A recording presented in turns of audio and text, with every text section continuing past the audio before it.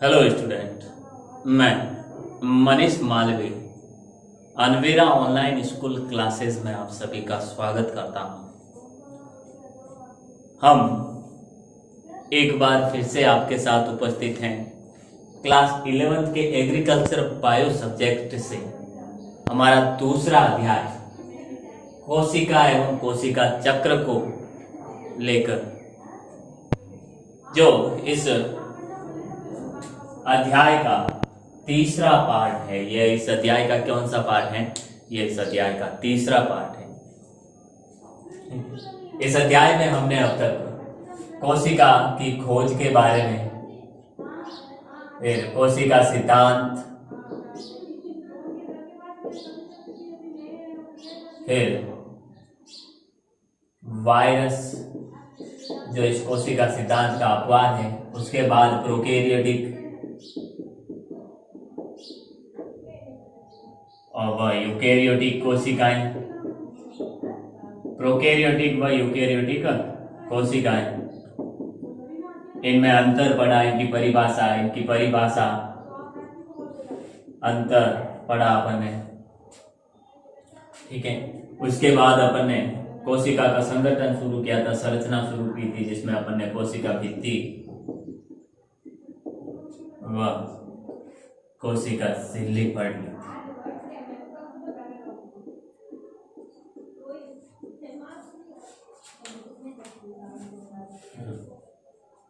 तो हमने इस अध्याय में ये सब चीजें पढ़ ली थी पिछले 2 वीडियो के अंतर्गत, 2 क्लासों के अंतर्गत। आज अपन इसको आगे लेके चलते हैं और आज पढ़ते हैं अपन कोशिका की संरचना के आधार पर 3 भागों में बांटा था। कोशिका भित्ति, कोशिका झिल्ली हमने पढ़ ली थी। आज अपन तीसरा भाग पढ़ते हैं, जिसका नाम क्या है? कोशिका द्रव्य या जीव द्रव्य जिसे कहते हैं। तीसरा हमारा पार्ट है आज जीव द्रव्य। जीव द्रव्य को प्रोटोप्लाज्म कहा जाता है। क्या कहा जाता है? प्रोटोप्लाज्म कहा जाता है। प्रोटोप्लाज्म। और इसे ये नाम किसने दिया था? प्रोटोप्लाज्म नाम इसे पुरकेजे ने किया था, पुरकिंजे, अर्थात इसकी खोज किसने की? इसकी खोज की थी पुरकिंजे ने की। किसने की थी? इसकी खोज पुरकिंजे ने की थी। ठीक है, पुरकिंजे ने की थी। इसे जीवन का भौतिक आधार कहा जाता है। प्रत्येक कोशिका में जो जीवन होता है, वह कोशिकाओं के अंदर जो जीवन होता है, उस जीवन का जो आधार होता है, इसे क्या कहते हैं? इसे जीवन का भौतिक आधार कहते हैं। इसे जीवन का भौतिक आधार कहते हैं। इसे क्या कहते हैं? इसे जीवन का भौतिक आधार कहा जाता है।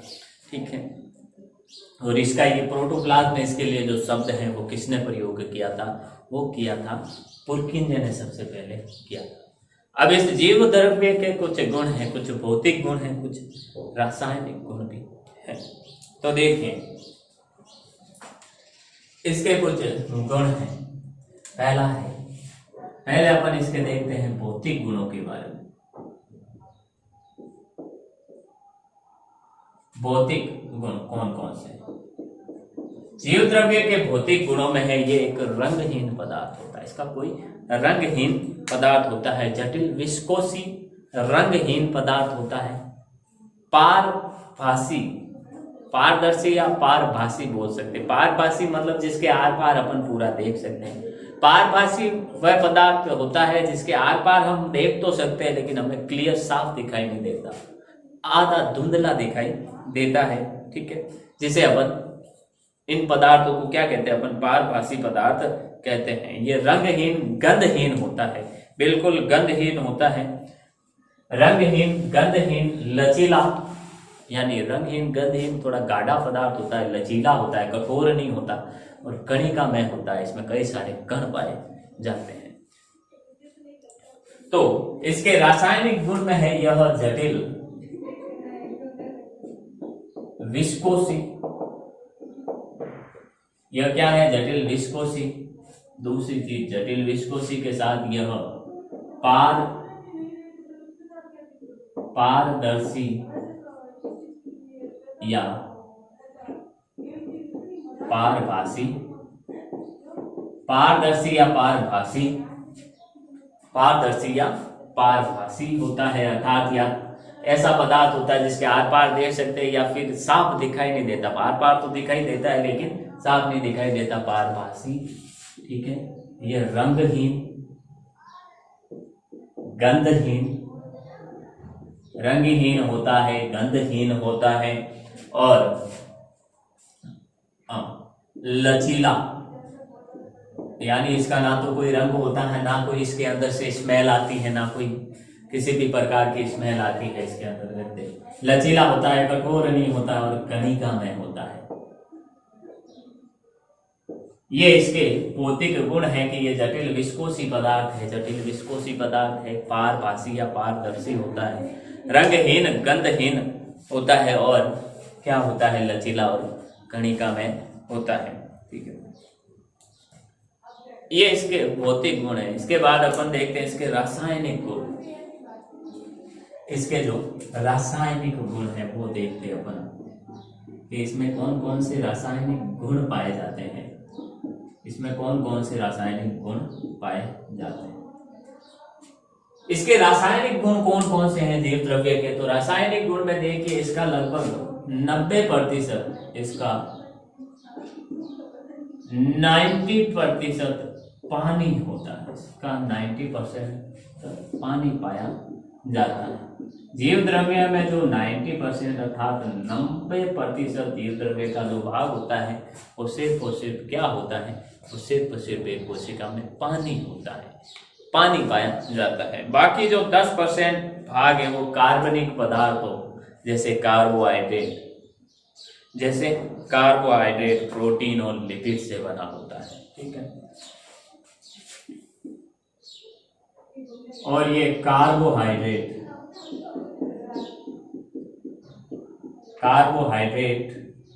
लिपिड्स व प्रोटीन से बना होता है,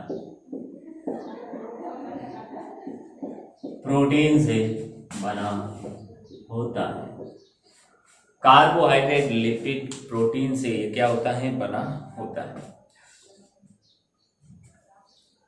ठीक है, और इसमें कई सारे अकार्बनिक पदार्थ भी होते हैं। ये सब कार्बनिक पदार्थ है, कार्बोहाइड्रेट, लिपिड, प्रोटीन। इसके अलावा कई सारे अकार्बनिक पदार्थ भी होते हैं जैसे कैल्शियम। और कौन से इसमें पदार्थ पाए जाते हैं अकार्बनिक पदार्थ में? देखिए कैल्शियम,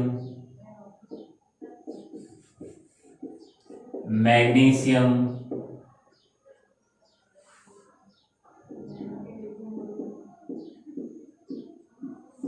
आयरन, कोबाल्ट,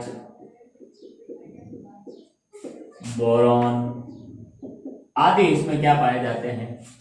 अकार्बनिक पदार्थ भी पाए जाते हैं। इन सब से मिलकर ये कोशिका द्रव्य बना होता है। ठीक है, इसमें कई सारे एंजाइम भी पाए जाते हैं जो वृद्धि नियंत्रक, विटामिन, वर्णक, लेटेक्स, अन्य जो इसमें होते हैं वर्णक, लेटेक्स, एंजाइम, वर्णक, लेटेक्स, एंजाइम और इसके अलावा एक वर्दी नियंत्रक पदार्थ पाए जाते हैं, अर्थात वृद्धि नियंत्रक पदार्थ पाए जाते हैं। ये इसमें पाया जाता है। ठीक है, तो ये इसकी जीव द्रव्य की जो संरचना होती है, भौतिक गुण और रासायनिक गुण इसमें पाए जाते हैं। इसके अलावा देखिए नोट बना के लिखते ना, कोशिका द्रव्य भी इसमें पाए जाते हैं। ये जीव द्रव्य है प्रोटोप्लाज्म, कोशिका द्रव्य होता है साइटोप्लाज्म। ठीक है। कोशिका द्रव्य क्या होता है? तो कोशिका द्रव्य के बारे में अपन देखते हैं।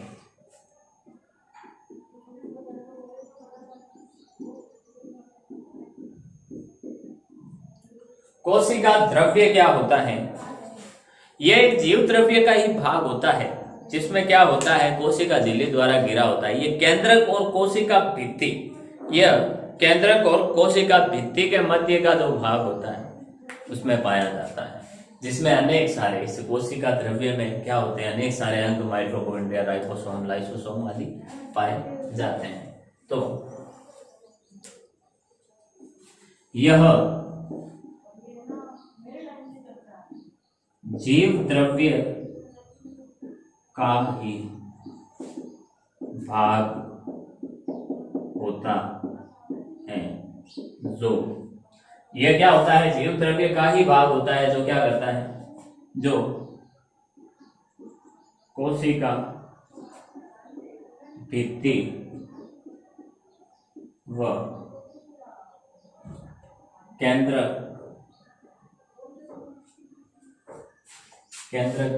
के मध्य पाया जाता है। कहाँ पाया जाता है? यह जीव द्रव्य का ही भाग होता है और ये कोशिका भित्ति और केंद्रक के मध्य पाया जाने वाला जो पदार्थ होता है उसे अपन कोशिका द्रव्य कहते हैं। कोशिका द्रव्य के अंतर्गत देखिए क्या होता है, कोशिका द्रव्य के अंतर्गत क्या होता है, देखियो इसमें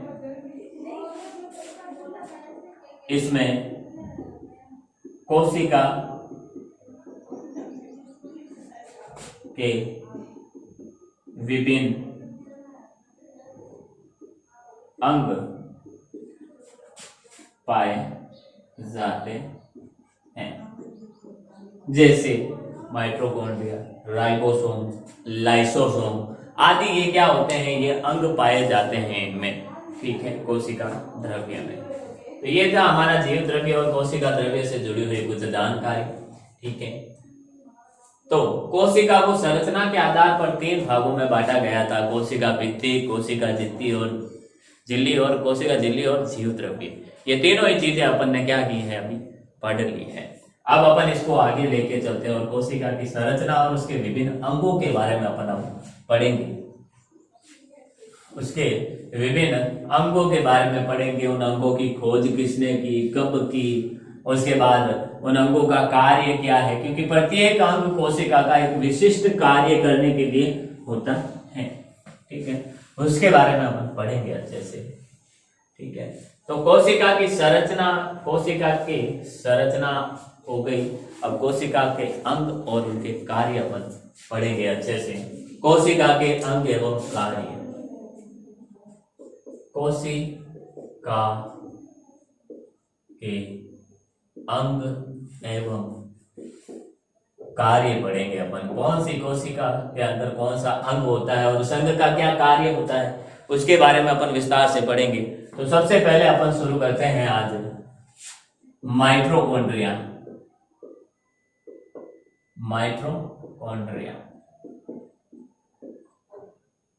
या इसे सूत्र कणिका भी कहते हैं। इसे क्या कहते हैं?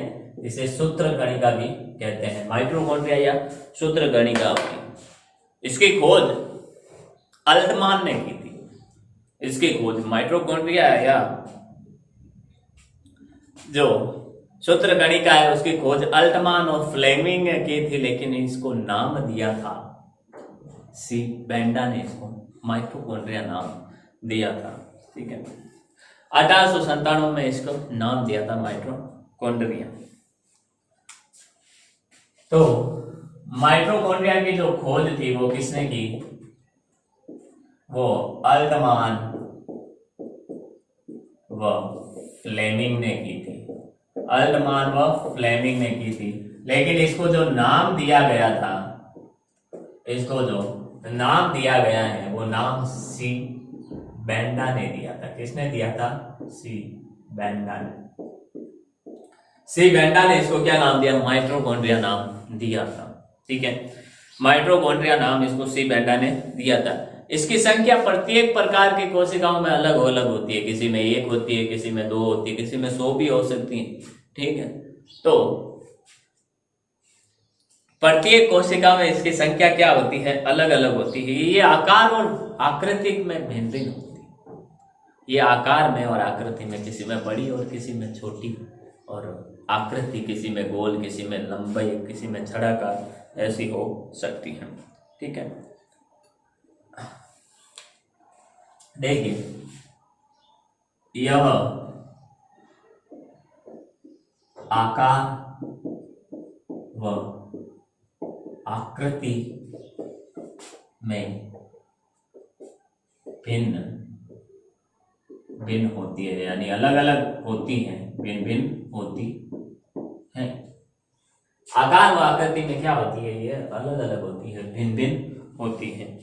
ठीक है, देखिए अब इसका जो कार्य होता है, माइटोकॉन्ड्रिया का कार्य क्या है? माइटोकॉन्ड्रिया का कार्य होता है, ये वायवीय श्वसन से संबंधित है। वायवीय श्वसन का मतलब वायु की उपस्थिति में जो होने वाला संबंध है, श्वसन है, उससे ये संबंधित है।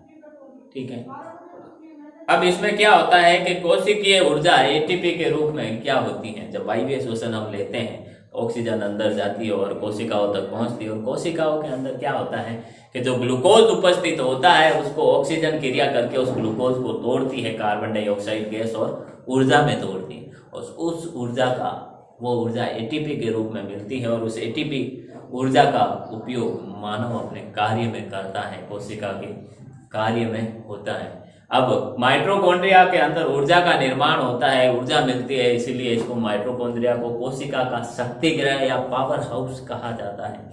ठीक है, पावर हाउस कहा जाता है। किसको कहा जाता है पावर हाउस? माइटोकॉन्ड्रिया को। और इसमें विखंडन की क्षमता पाई जाती है। सूत्रकणिका का जो विभाजन होता है वो विखंडन विधि द्वारा। तो सबसे पहले अपन इसका कार्य देखिए। कार्य पहली ही चीज है कि इसका संबंध किससे होता है। इसका मतलब माइटोकॉन्ड्रिया सूत्रकणिका का संबंध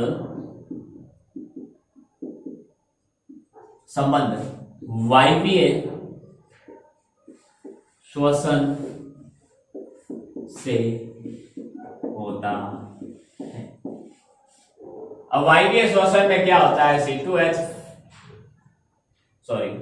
C6H12O6 ये ग्लूकोज होता है, उससे जाकर वह क्रिया करती है कौन? Carbon oxygen. वायवीय श्वसन में जो हम ऑक्सीजन ग्रहण करते हैं, ठीक है, ये ऑक्सीजन जाके ग्लूकोज हमारे शरीर में उपस्थित ग्लूकोज से क्रिया करती है और CO2 गैस प्लस H2O बनाती है, और साथ ही साथ एटीपी के रूप में क्या करती है? ऊर्जा का उत्सर्जन करती है। ऊर्जा का उत्सर्जन करती है। यही ऊर्जा कोशिकाओं के विभिन्न कार्य संपादन में क्या होती है? काम आती है। विभिन्न प्रकार के कार्यों में करवाने में काम आती है।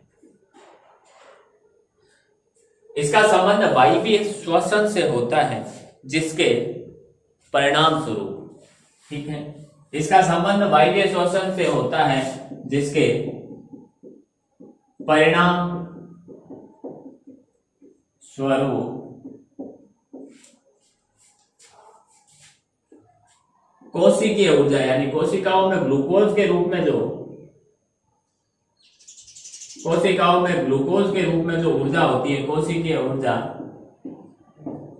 एटीपी के रूप में मुक्त होती है। एटीपी के रूप में क्या होती है? मुक्त होती है। एटीपी के रूप में मुक्त होती है, ठीक है। अर्थात इनके अंदर कोशिकाओं के इनके द्वारा क्या होता है? ऊर्जा का निर्माण होता है, ठीक है। ऊर्जा के रूप में मुक्त होती है, इसलिए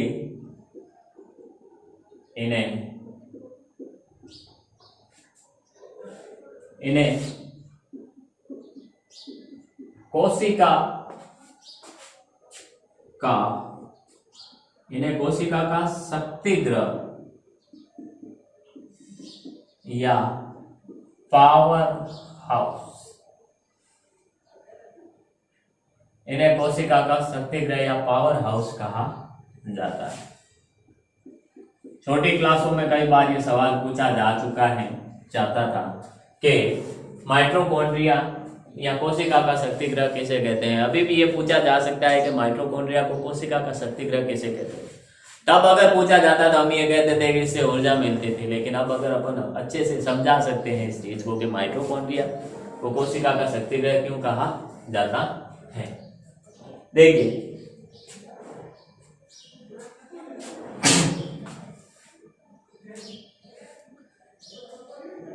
जो माइटोकॉन्ड्रिया है उसमें विभाजन विखंडन विधि द्वारा होता है। ये इंपॉर्टेंट है, जो कोशिक माइटोकॉन्ड्रिया विभाजित होती है, ठीक है, उसमें जो विभाजन होता है उसमें विभाजन कौन सी विधि द्वारा होता है, विखंडन द्वारा।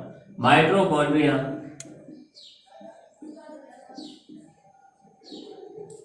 में विभाजन, माइटोकॉन्ड्रिया में विभाजन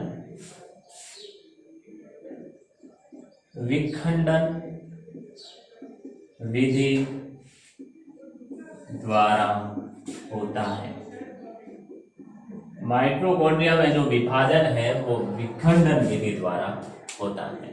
तो ये थी माइटोकॉन्ड्रिया से जुड़ी हुई कुछ खास बातें जिनसे सवाल उत्पन्न हो सकता है, सवाल बन सकता है, ठीक है।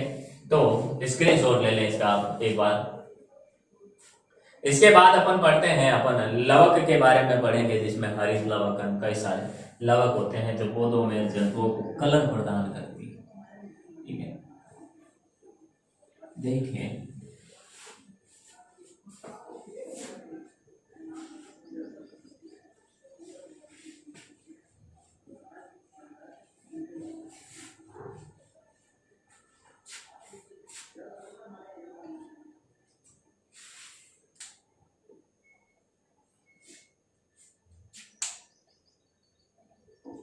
देखिए तो आप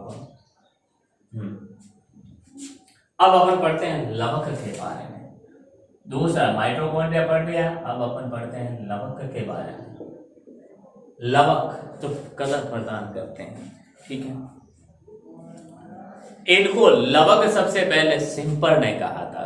इनकी जो खोज होती है या कह सकते हैं पहली चीज इससे जुड़ी हुई, इन्हें लवक सबसे पहले सिंपल नामक एक वैज्ञानिक था। क्या नाम था? सिंपल ने कहा। इनको सबसे पहले लवक नाम से जो बुलाया था, वो किसने बुलाया था? सिंपल ने बुलाया था। यह सभी प्रकार की पादप कोशिकाओं में पाया जाता है। यह जो होता है सभी प्रकार की पादप कोशिकाओं और कुछ प्रोटोजोआ में पाया जाता है, ठीक है। यह सभी प्रकार के पादप कोशिका व कुछ प्रोटोजोआ में पाया जाता है। पादप कोशिका में ये पाया जाता है, सभी प्रकार की। कुछ प्रोटोजोआ में ये पाया जाता है, ठीक है। नेक्स्ट देखिए आप, नेक्स्ट चीज ये है कि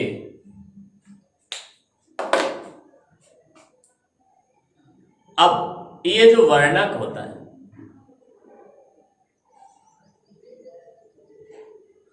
वो 3 भागों में बटा होता है। ये जो वर्णक होता है वो 3 भागों में, यह 3 भागों में बटा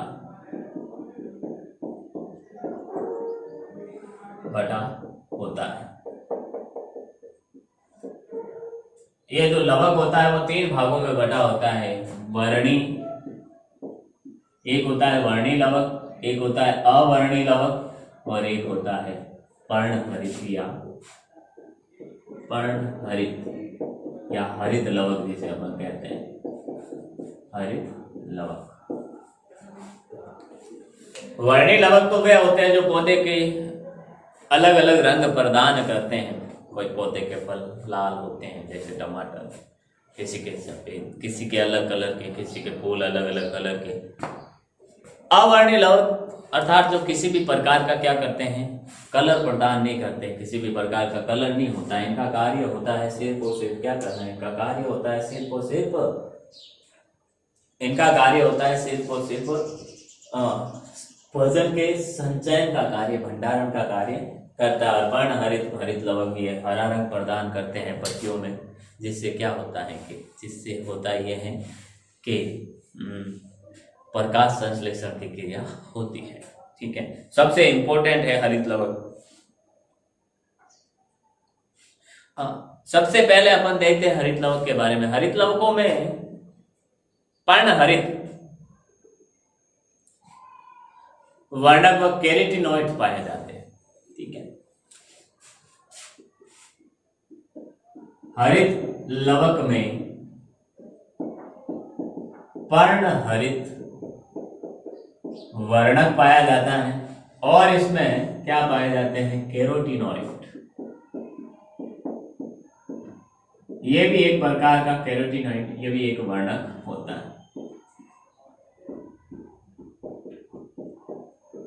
ये हरित लवक में पाए जाते हैं। ठीक है, जो प्रकाश संश्लेषण का कार्य करते हैं, जो क्या करते हैं, जो पर्ण हरित होता है वो प्रकाश संश्लेषण का कार्य करता है। पाए जाते हैं जो प्रकाशीय ऊर्जा का, अब प्रकाश संश्लेषण द्वारा क्या होता है, प्रकाशीय ऊर्जा को खाद्य ऊर्जा में, रासायनिक ऊर्जा में बदला जाता है।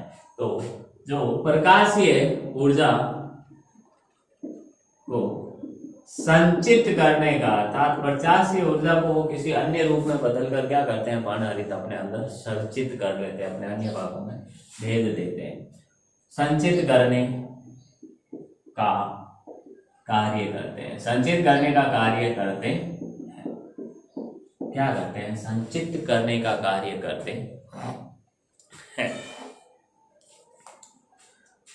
अब कुछ ऐसे होते हैं जो क्या करते हैं, खाद्य पदार्थों का भी संचयन करते हैं। जो अवर्णीय लवक होते हैं वो खाद्य पदार्थों का संचयन करते हैं, जैसे मंड लवक होते हैं, जो मंड के रूप में क्या करते हैं, कार्बोहाइड्रेट का संरक्षण करते हैं, अपने अंदर भंडारित करते हैं। इसी तरह जो तेलीय होते हैं लवक वो वसा का, ठीक है, और जो प्रोटीन लवक होते हैं वो प्रोटीन का संरक्षण करते हैं। तो देखिए,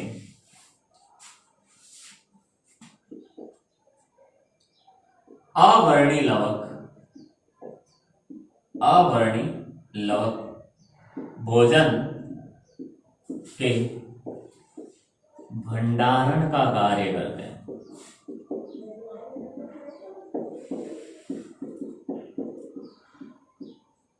जैसे अब जैसे मंड लवक, अब जो जैसे मंड लवक भोजन के रूप में, मंड के रूप में, मंड लवक मंड के रूप में, मंड लवक मंड के रूप में क्या करते हैं, मंड लवक मंड के रूप में कार्बोहाइड्रेट, मंड लवक मंड के रूप में क्या करते हैं, कार्बोहाइड्रेट, कार्बोहाइड्रेट जो लिपिड वसा लवक होते हैं, वसा लवक वसा का, प्रोटीन लवक प्रोटीन का भंडारण करते हैं। ये प्रोटीन लवक प्रोटीन का भंडारण करते हैं। ठीक है, तो जो मंड लवक होते हैं वो मंड के रूप में कार्बोहाइड्रेट का, वसा लवक वसा का, प्रोटीन लवक क्या करते हैं, प्रोटीन का भंडारण करते हैं। इसके अलावा देखिए, अब अपन पढ़ते हैं थोड़ा बहुत पर्ण हरित के बारे में, अपन पढ़ लेते हैं। अब पर्ण हरित के बारे में थोड़ा सा पढ़ लेते हैं, स्क्रीनशॉट ले लें इसका, फिर थोड़ा सा अपन एक पर्ण हरित के बारे में अलग से पढ़ लेते हैं। देखिए बहुत ही इंपॉर्टेंट है पर्णहरित, ठीक है। तो अपन उसके बारे में थोड़ा अच्छे से पढ़ेंगे, क्योंकि प्रकाश संश्लेषण क्रिया होती है जिससे पौधे भोजन बनाते हैं, वही भोजन फिर आगे हमें प्राप्त होता है, ठीक है। तो उसके बारे में पढ़ना थोड़ा अच्छे से बहुत ही जरूरी है। बाकी है पर्णहरित किसका भाग है, लवक का ही भाग है। अपन उसको पढ़ बस अलग रहे हैं, उसको अपन बस अलग पढ़ रहे हैं, बाकी वो है क्या, लवक का ही भाग होता है। तो देखिए लवक का ही भाग है जिसका नाम है पर्णहरित या हरित लवक। पर्णहरित या हरित लवक होता है। यह हरित लवक पत्तियों की पर्ण मध्योतक कोशिकाओं में पाया जाता है। पर्ण मध्योतक कोशिकाओं में पाया जाता है। पहली चीज यह पत्तियों में पाया जाता है, ये तो फिक्स है। और पत्तियों की पर्ण मध्योतक कोशिकाओं में पाया जाता है।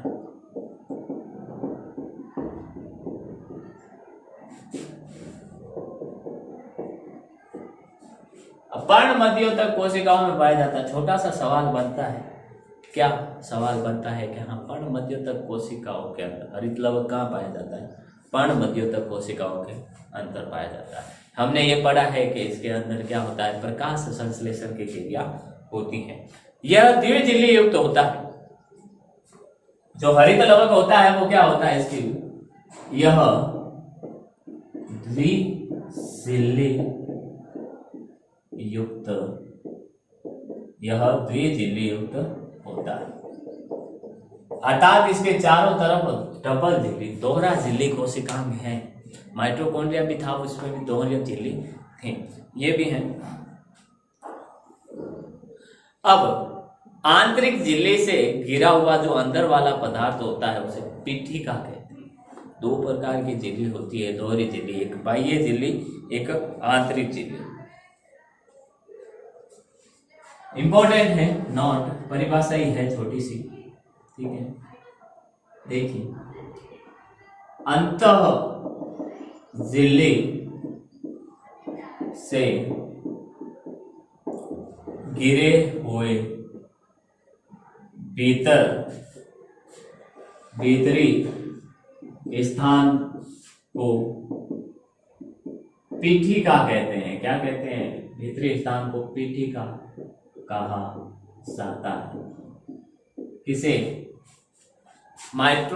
हरित लवक या पर्णहरित के अंदर क्या होता है, दोहरी झिल्ली युक्त कोशिकांग होता है ये, जिसमें क्या होता है, ये दोहरी झिल्ली युक्त कोशिकांग होता है। इसमें आंतरिक भित्ति के अंदर वाला भाग, ठीक है, आंतरिक भित्ति के जो अंदर वाला सारा भाग होता है, जिससे आंतरिक भित्ति द्वारा जो घिरा हुआ भाग होता है, वह क्या करता है, उस भाग को पीठिका कहा जाता है।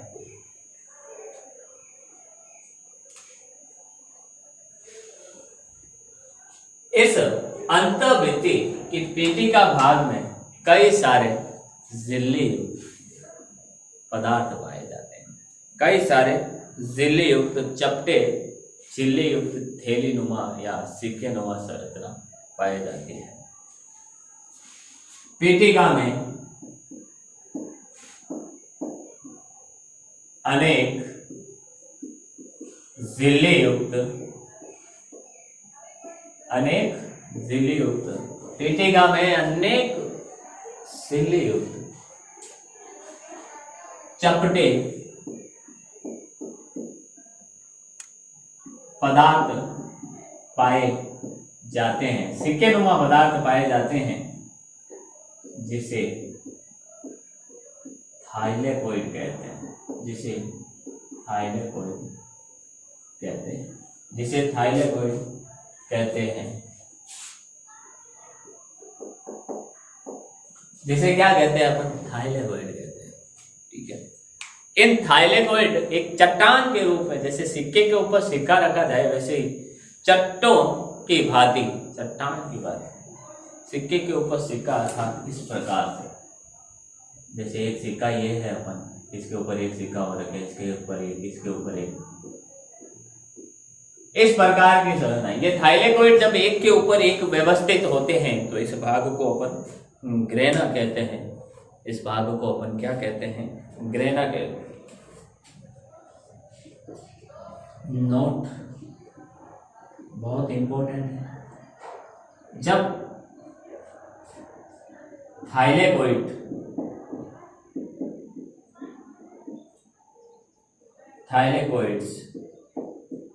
सिक्कों की भांति, सिक्कों की तरह एक के ऊपर एक व्यवस्थित,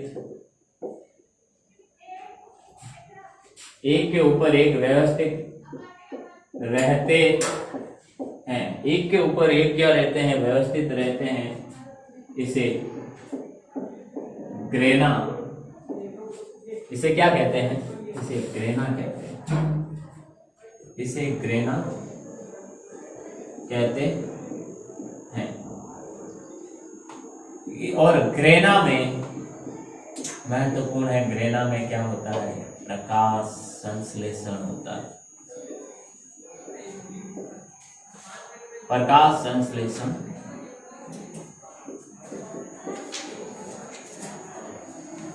संश्लेषण क्रिया होती है। प्रकाश संश्लेषण क्रिया होती है। तो ये है हमारे लवक के अंदर का पर्णहरित, जिसके बारे में हमने पढ़ा है। ठीक है, इसके बाद अपन पढ़ते हैं अंतःप्रदवी जालिका के बारे में।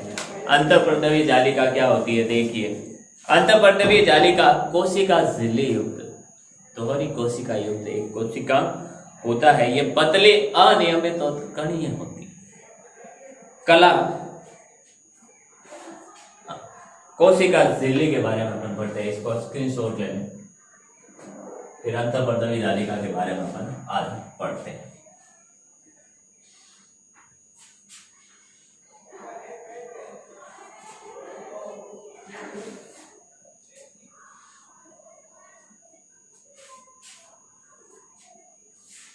तीसरा है अंतःप्रद्रवी जालिका। जो अंतःप्रद्रवी जालिका होती है, यह यह केंद्रक के पास पाई जाती है। कोशिका में केंद्र के पास पाई जाती है। चपटी कला युक्त दोहरा तथा दोहरी झिल्ली युक्त कोशिकांग। दोहरी झिल्ली युक्त क्या है? कोशिकांग। कोशिका का अंग है, अंग है। यह बड़ी बात यह है, यह यूकेरियोटिक कोशिकाओं में पाई जाती है। ये जो चीज है ये सिर्फ और सिर्फ यूकेरियोटिक कोशिकाओं में पाई जाती है। यूकेरियोटिक कोशिकाओं में पाई जाती है। यह यूकेरियोटिक कोशिकाओं में क्या होती है? पाई जाती। अब इनके दो भागों में बांटा जाता है। इनमें राइबोसोम पाए जाते हैं। इनमें राइबोसोम पाए जाते हैं। इनमें राइबोसोम पाए जाते हैं और इसी राइबोसोम की उपस्थिति के आधार पर माइटोकॉन्ड्रिया को अंतःप्रद्रवी जालिका को हम कितने भागों में बांट सकते हैं? दो भागों में बांटा गया है। राइबोसोम की उपस्थिति के आधार पर इसे दो भागों में बांटा गया है। पहली है खुरदरी अंतःप्रद्रवी जालिका। अब खुरदरी अंतःप्रद्रवी जालिका का मतलब है इनकी सतह पर, जो ऐसी अंतःप्रद्रवी जालिका जिनकी सतह पर क्या हो, सतह पर राइबोसोम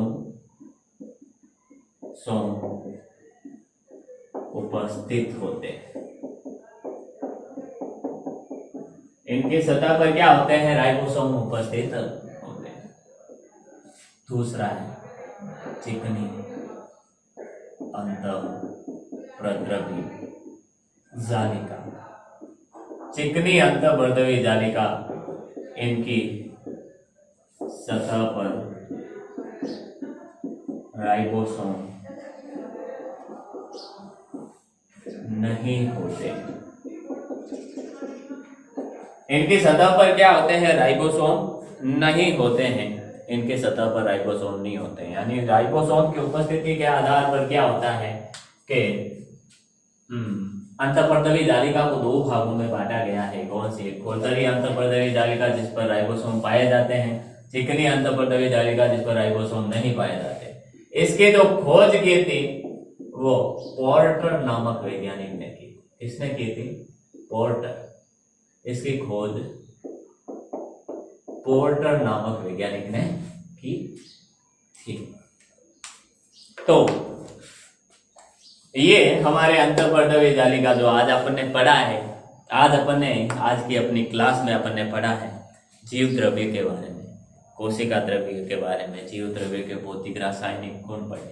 फिर माइटोकॉन्ड्रिया को कोशिका का शक्तिगृह कहा जाता है। उसके बाद हमने लवक पढ़े। लवक में पर्णहरित, वर्णी लवक, अवर्णी लवक, ये सब पढ़े। ठीक है। और फिर हमने अंतःप्रद्रवी जालिका के बारे में पढ़ा। अंतःप्रद्रवी जालिका के बारे में अपन ने पढ़ा। तो ये सब चीजें हमने आज की क्लास में पढ़ी हैं। उम्मीद करता हूं आज जो भी हमने पढ़ा है वो आपको समझ में आया होगा। ठीक है। आने वाली क्लास में अपन इस अध्याय को कंटिन्यू करेंगे। तो मिलते हैं स्टूडेंट अपन आने वाली क्लास, इस अध्याय का जो पार्ट 4 होगा, मिलते हैं उसमें। Thank you.